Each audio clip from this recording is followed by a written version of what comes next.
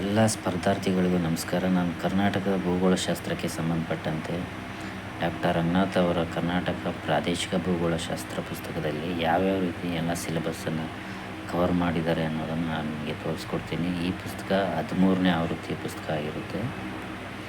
ಈ ಪುಸ್ತಕದ ಬೆಲೆ ಬಂದುಬಿಟ್ಟು 325 ರೂಪಾಯಿ ಇದೆ ಈ ಪುಸ್ತಕದ ಬೆಲೆ.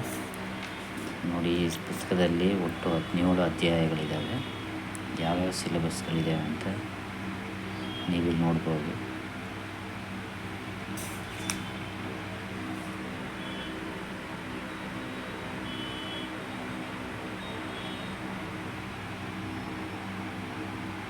ಈ ರೀತಿ 17 ಅಧ್ಯಾಯಗಳನ್ನ ಒಳಗೊಂಡಿದೆ ಈ ಪುಸ್ತಕ. Total page number 296 ಪೇಜ್ಗಳಿದ್ದಾವೆ.